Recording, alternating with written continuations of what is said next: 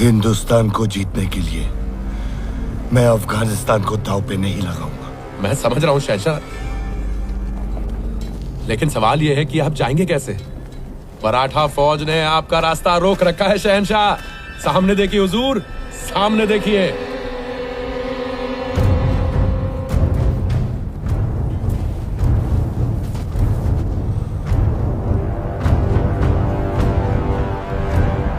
लेकिन अगर मैं इस जंग में फंसा तो कांधार हार जाऊंगा।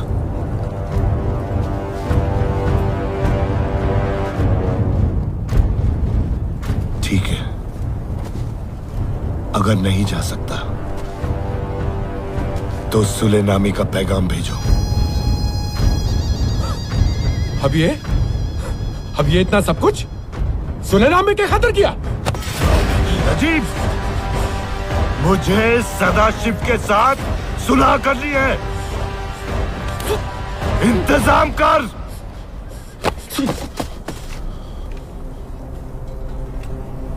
जी हुजूर।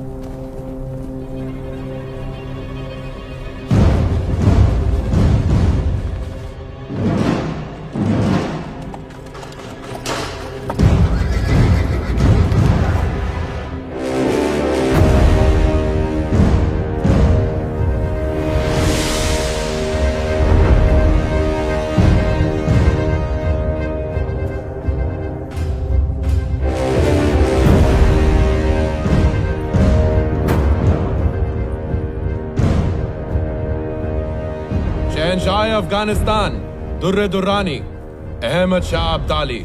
श्रीमंत सदाशिव राव भाऊ पेशवा। मुझे बताया कि आप सुलह करना चाहते हैं। मैं आपके साथ हूं क्योंकि युद्ध हमेशा सल्तनतों को उजाड़ देते हैं। इस बात को जानने के लिए बड़ी दूर से आया है। आना पड़ा दुश्मन को रोकने, 1000 कोस दूर। लंबा सफर तो मैंने भी तय किया है। हाँ किया है, लेकिन लूटने के लिए। हम आए हैं रक्षा करने के लिए। तुझसे बहस करने का वक्त नहीं है। मैं जंग नहीं चाहता। अगर तू भी नहीं चाहता तो मेरी शर्त माननी होगी। कैसी शर्त? मैं अमनो अमान के साथ कंधार लौट जाऊंगा अगर तुम मराठा नर्मदा के दक्षिण में रहो और दिल्ली मेरे हवाले कर दो। नहीं, आप अटक के उत्तर में ही रहेंगे, जिस दिशा से आप आए हैं, और दोबारा इस धरती पर कदम नहीं रखेंगे। मैं तुझे एक मौका और देता हूं। दिल्ली की उत्तर की सारी जमीन मेरी और दक्षिण की तेरी। आप अटक के उत्तर में ही रहेंगे और दोबारा हिंदुस्तान में कदम नहीं रखेंगे। मुझे केवल यही शर्त स्वीकार है। जहां मैं खड़ा हूं वहां से उत्तर का सब मेरा, बाकी सब तेरा। नहीं। मुनासिब बात कर बच्चे, नहीं तो मेरी मुहिम बेईमानी हो जाएगी। और मेरी मुहिम बेईमानी हो जाएगी अगर एक घुसपैठिया हिंदुस्तान की मिट्टी पे बना रहता है। और आप इस समय जिस धरती पर खड़े हैं ना, वो मराठा साम्राज्य ही है। तू छोटी सी जमीन के टुकड़े के लिए अपनी जान देने जा रहा है। मैं इस धरती की मिट्टी के एक कण के लिए भी मरने को तैयार हूं। ठीक है, तो फैसला यहीं कर लेते हैं। कीजिए फैसला। शहंशाह, श्रीमंत, ये सुलह का शामियाना है, सौदे का। लड़ने के लिए तो पानीपत का सारा मैदान तैयार पड़ा है।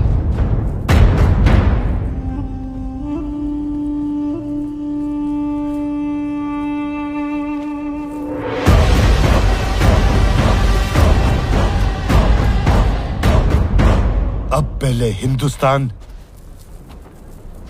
फिर अफगानिस्तान। सही कहा, हिंदुस्तान सदा पहले ही रहेगा।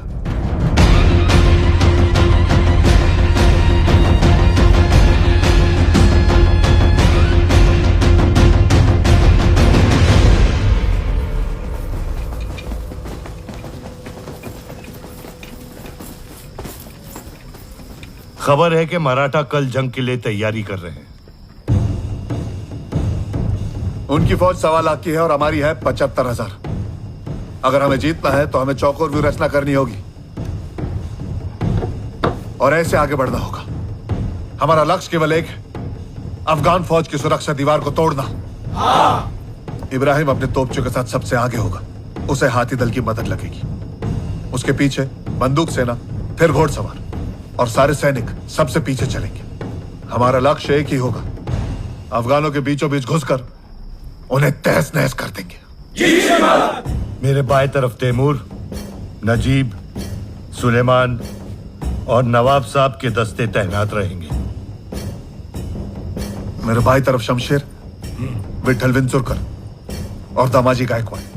दाएं में शाह वली खान और वहाब खान। शहंशाह। मेरे दाएं तरफ सेना का नेतृत्व करेंगे जंको जी और मल्हार राव जी। हमेशा की तरह मैं पीछे से जंग पे निगाह रखूंगा। एक दस्ता हमेशा मेरे साथ रहेगा। उनके पीछे होंगे नाना पुरंदरे, यशवंत पवार, अंताजी माणकेश्वर। राधक सिंह जी, आपकी 5,000 की सेना मेरे लिए हमेशा तैनात रहेगी। जी श्रीमान। और मैं बीचों बीच अपनी हुजूरात सेना के साथ रहूंगा। सारे स्त्री परिवार, तीर्थयात्री और सेवक इस टीले पर रहेंगे और उनकी सुरक्षा के लिए सेना की एक छोटी सी टुकड़ी तैनात रहेगी। अपने अपने सेनाओं को तैयार करो। मल्हार राव जी,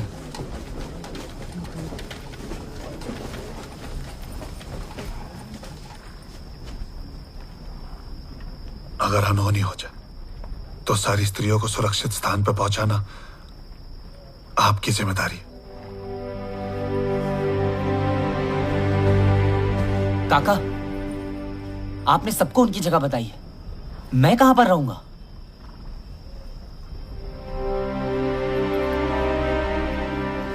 मैं कहीं नहीं जा रहा हूं। तुम वापस जाओगे विश्वास, पीछे के रास्ते से। कोई नहीं देख पाएगा तुम्हें। नहीं, मैं आपके साथ लड़ूंगा।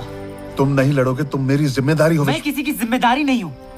पुणे में मां मेरी रक्षा करती है, यहां पर शमशेर काका और आप। मुझे अपनी मातृभूमि की रक्षा करने का अवसर कब मिलेगा? हम तुम्हारी रक्षा इसीलिए करते हैं क्योंकि तुम एक पेशवा हो। ठीक कहते, लेकिन अगर आप मेरी रक्षा करते रहेंगे तो मैं पेशवा कैसे बन पाऊंगा?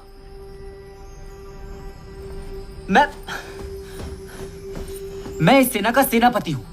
मैं लड़ूंगा।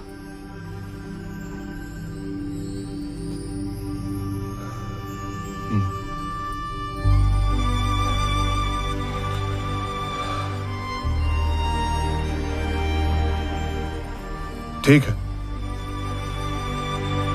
तुम शमशेर और मेरे बीच में रहोगे, एक हाथी पर सवार, मेरे हाथी के पास। लेकिन मेरी एक शर्त है, तुम कभी भी अपने हाथी से नीचे नहीं उतरोगे।